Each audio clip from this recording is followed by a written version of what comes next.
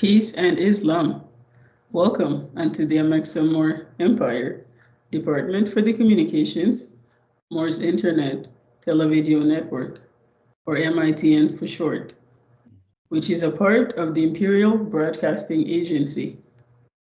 For the record, today's date is Peace Day, the 11th of Karusima, in the year 301-629 on the Amexem-Moor calendar. I am the Noble Tinawad Il. I am serving as the lead video broadcast agent. I shall be your hostess for this video broadcast segment. Today's topic is business, establishing a business within the Amexem-Moor-Empire. This is segment 6 of our Amexem-Moor-Empire perspective.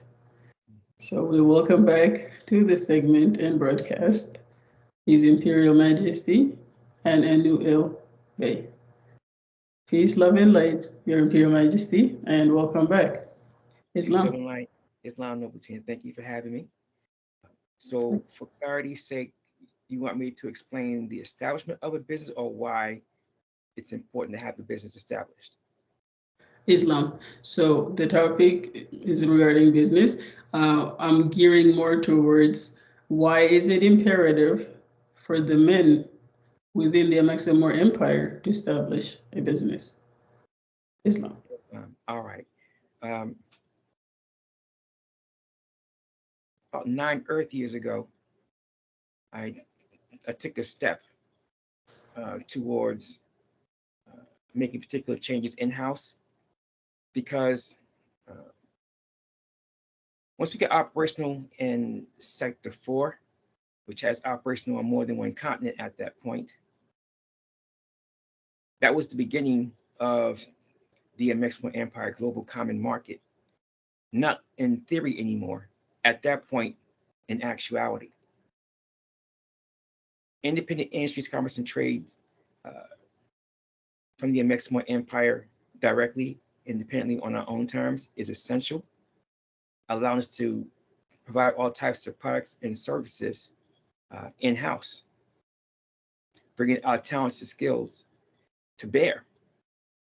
Having many talents and skills that were provided to us from all manner of walks of life would be essential to getting our industries up and running. I took the step, though, of ensuring that men within the Amexem-Moor-Empire be required to do one of two things. One, establish a business in the Amexem-Moor-Empire, or two, buy a stake in an existing business in the Amexem-Moor-Empire. The purpose for this is not only to push things along for various industries, as I just mentioned, also to provide our men with the means of feeding, clothing, and sheltering themselves and their household, no matter what happens across this planet. So we know that things are changing across this planet, populations, demographics, if you would. Also, there's geopolitical and geo-financial realignments happening. And in many instances, a whole lot of folks that would do a trade with someone else or losing their trade. If you're operating your own business out of your own jurisdiction and venue of buying for you, that gives you additional viable options and choices and potentially solutions. Thus, I made it mandatory for men in the Amexem-Moor-Empire to establish a business or buy a stake in an existing business within the Amexem-Moor-Empire. You must, as a man, be able to take care of your household. If you like to see a situation where your household becomes stabilized, if you're looking to earn the respect of your woman, your consort, then you have to know that she's feeling comfortable enough because she feels safe and she feels financially secure, at least sufficient to feed her and the offspring that you two have together. So if you want her back, or if you want to get her, earn her. To do that, establish a business in the Amexem-Moor-Empire or buy a stake in existing business within the Amexem-Moor-Empire. And that's how we got to this particular point. That's the best way to answer your question in short form, because I know you probably have some follow-on questions, but I'm happy to answer. So for the record, I yield the floor if you have any questions you want to ask me now. Islam. Islam, and gratitude for that portion. Regarding business establishment, is this exclusively to men only? Absolutely not. Women within the Amexem-Moor-Empire are prominent business owners, as they should be. I just spoke to the issue of making it mandatory for men. It's not a mandatory obligation for our women. They have a different obligation. They fundraise as a rule. They look to establish a business, operate a business. We will support that 5,000%. Absolutely. I just spoke to the issue of for men looking to be on their grind and do that which is honorable and right by their household,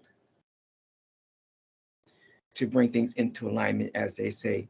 But some would say Isaiah 4:1. Others it would be for what they would call Proverbs 31, from 2 points of view.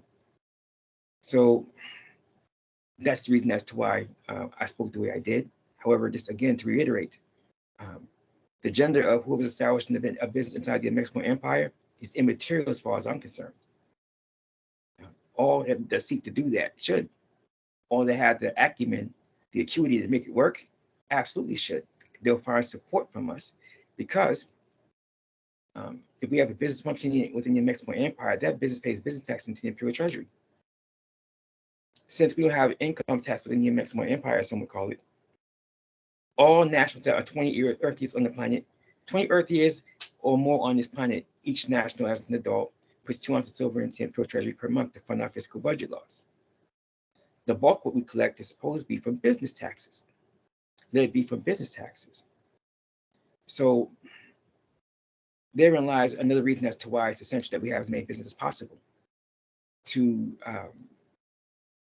balance things out in that particular process.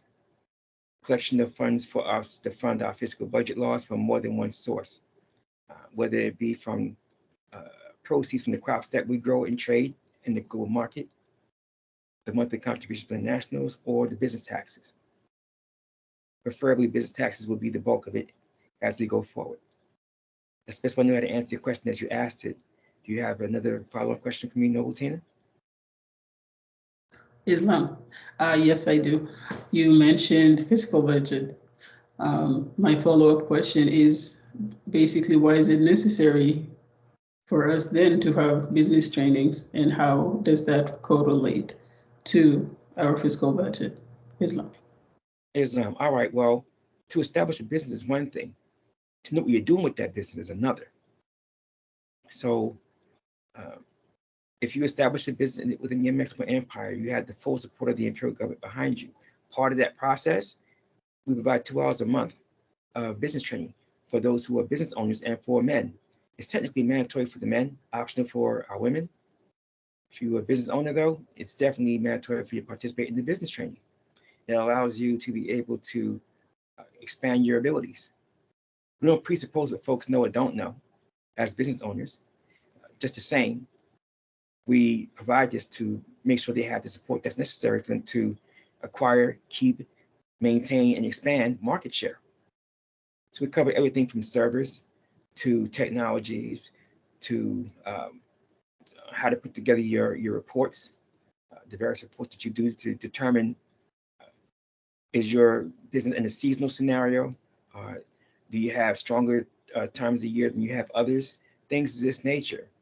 Since we have 2 primary types of business, either it's a trading business or a services type business, on both counts, you need to track particular information. So we cover a wide variety of things, everything from marketing to promotion to advertising. How to maintain keeping your unit costs down, how to prevent your product from having any counterfeit items in it, things of this nature to protect the business models. And that's the best way I know how to answer your question as you asked it. Do you have a follow-on question, Noble Tina? Islam, yes. You mentioned prevention of counterfeits. And so what does that look like in terms of training in general? That's twofold. I don't want to go into certain methods or tactics publicly. I'll just simply say that we do cover methods and tactics for protection and prevention of having counterfeit items or parts in or pieces inside of that which you either produce or assemble for your business product. So that's essentially important. The other side of that aspect, though, is where Department for the Customs comes into play by way of their Department, Imperial Customs Force, our first and last line of defense against counterfeit products, copyright infringement, trademark or patent infringement, and piracy. So we can cover that in the segment if you choose to, because that's a separate topic entirely. It would take a lot of time to cover that. Islam. That's for sure is going to be a part 2 to this segment 6. So we will conclude that in the next part, which is part 2. Islam.